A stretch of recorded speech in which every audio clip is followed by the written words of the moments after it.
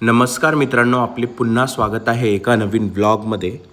संध्याकाळची 4 वाजलेले आणि रुची आणि मी घराजवळच्या मोसंबीच्या बागामध्ये फिरतोय. आता तुम्हाला इथं हे दाखवतोय मी की गवतावर तणनाशक मारलेलं आहे. तर मागे मी तुम्हाला सांगितलं होतं बागाला आम्ही मोकळं पाणी दिलेलं आहे. त्याच्यानंतर पण आम्ही कटर मारलं होतं इथं, पण तरीही गवत वाढलंच होतं आता पाणी दिल्यानंतर, म्हणून आता इथं तणनाशक मारलेलं आहे. तर साधारणतः असं झालेलं आहे गवत. आता रुची म्हणती आहे चला पप्पा आपण चेरी टमॅटो बघू. तर चेरी टमॅटोसोबत अजून मी दुसरेही टमॅटे लावलेले होते, तेही पिकायला लागलेले आता. तर तेच दाखवायला मी इथं तुम्हाला घेऊन आलेलो आहे. तर रुची दाखवते आपल्याला आता ना मोठा टमॅटो एक बघा, तो पिकलेला आहे.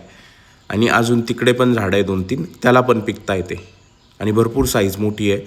पण याला बांधलेलं नाही आम्ही वरती, त्याच्यामुळं ते व्यवस्थित वाढलेले नाही आहे. त्याला बांधावं लागेल, बघू आता 1-2 दिवसात मी बांधेल. पण ऊन पडलेलं आहे त्याच्यामुळे ते खालीच बरे, म्हणजे गारवा धरून राहता, म्हणून पण बांधत नाही आहे मी. तर बागामध्ये घराजवळ कमी गवत आहे, पण आतमध्ये गेल्यानंतर आहे ना भरपूर जास्त गवत आहे. म्हणून हा निर्णय घेतला की तणनाशक मारायचं आहे. परत कटर मारलं असतं तरी जमलं असतं, म्हणून आता तणनाशकच मारायचा निर्णय घेतलेला आहे. मग तणनाशक मारलं आणि मोसंबी अशा झालेला आहे साधारणतः. दुसरा अपडेट असा आहे की आमच्या गाईला वासरू झालेलं आहे. तर मी तुम्हाला आता गाईकडे घेऊन चाललेलो आहे आणि गाईंचा जीव आता मिळतो पण आहे बरं का, म्हणजे ते जास्त मारामारी करत नाही आहे. मी कालच्याच व्हिडिओमध्ये सांगितलं होतं, पण ती गाईनी वासरू दिल्यानंतर थोडी शांत झालेली आहे, मारत वगैरे नाही आहे ती आता. तर असं आहे, संध्याकाळचा टाईम आहे त्याच्यामुळं झाडझुडीचा टाईम चालू आहे. अजून झाडायचं आहे याच्या खाली मुक्तगोठ्यामध्ये. आम्ही रोज झाडून घेतो मुक्तगोठ्यामध्ये, तसं ठेवत नाही. तर हे एक होतं. आता मी तुम्हाला वासरू दाखवतो. बाहेर जातो आणि हा आहे मक्का जी मी सांगितली होती उसामध्ये लावलेली आहे. कणस वगैरे आहे आणि कणसासोबतच आम्ही मक्का टाकतो बरं का गायांना. आणि कणस भाजायचे मला, मी तसा एक व्हिडिओ बनवल स्पेशल, नक्की बनवाल. आणि समोर कांदे दिसत आहे तुम्हाला, एक असं जाळी ठेवलेली आहे त्याच्यामध्ये घरच्या पुरते खायला कांदे ठेवलेले. आणि ही दावण वगैरे आहे आणि हे आहे वासरू. आता हे वासरू जे आहे ना हायब्रिडच निघालेलं आहे बरं का, म्हणजे जर्सीच निघालेलं आहे. हे काही गावरांमध्ये मोडलेलं नाही, कारण ऑब्व्हियसली गाय ते जी आहे ती ओरिजिनल गावरान नाही आहे. ती 25% जर्सी आहे आणि 75% गावरांमध्ये मोडेल. तर हा एक होतं वासरू.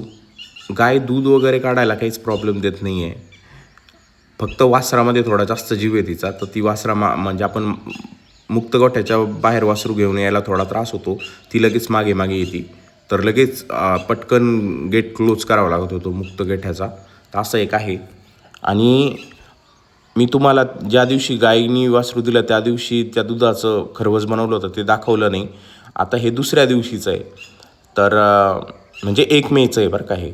तर असं झालेलं आहे साधारणतः. आमच्याकडे याला खरूज म्हणता, माहीत नाही का बरं, पण आमच्याकडे खरूज म्हणता, खरवस वगैरे नाही म्हणत. तर असं बनवलेलं आहे, डायरेक्ट साखर टाकून बनवता आणि जे भारी लागतं चवीला. दुसरं एक बनवलेलं आहे पहिल्या दिवशीचं, थोडा पनीरसारखा चीक होतं त्याचा, तर त्याचा किसून एक बनवलेलं आहे, ते पण मी दाखवेल. ते बनवलेलं आहे फ्रीजमध्ये, पण माझं व्लॉगमध्ये दाखवायचं राहून गेलं.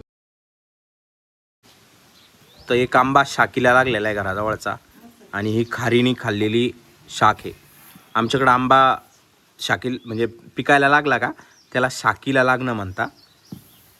आणि असं आहे साधारणतः, थोडा शेपरट आहे. आता शेपरट कसं म्हणता, थोडा वास येतो याला. आता मी कापून बघतो कसा आहे. गोडच आहे आंबा, मी मागच्या वर्षी खाल्ला होता, गोडच आहे. आणि ध्रुवाला सापडला होता बरोबर. ध्रुव कुठं गेला तू? खाली पडत होते याच्यापासूनच याच्यापाशीच होता ते. करे तुला कसं काय नाही सापडला मग? मी तर वरती खेळत होतो या आंब्यासोबत. आणि आंबा पडला का पाडून आणला तो? नाही ते पडला. हा केसर आहे बाय द वे, दाखवतो. हा केसर आहे आणि हा वाऱ्याने पडलेला आहे. हा एक केसरच आहे. दगड राहिला. दबू राहिला, पडल्यामुळे दबत असेल तो. आणि हा आमचा घरचा आंबा होता, त्याची शाखी. आता मी कापतो आणि खातो. कसा आहे दादा आंबा? कसा आहे ध्रुव? तर आंबा आहे ना आंबट निघलेला आहे बरं का, पण हा आहे ना पाऊस पडल्यानंतर भरपूर गोड लागतो. मला नाही माहीत आत्ता का बरं आंबट लागतोय. आपण याच्या मागच्या वर्षी मी खाल्ल्या होत्या, भरपूर गोड होत्या. मागच्या वर्षी पाऊस लवकर आला होता, त्याच्यामुळं कदाचित गोड होता या. शक्यतो आहे ना गावरान जे आंबे असतात ना पाऊस पडल्यानंतर गोड लागायला लागतात, आधी आंबट लागतात. ते आंबट आहे. रोशन कैसा आहे? खट्टा आहे. दादे लय लय लय आंबट आहे. दादेचे ना रुद्राचे दात आंबलेले. काय होतंय? काहीतरी झालं इथं. दुखू राहिलं. आंबट लागतोय तो.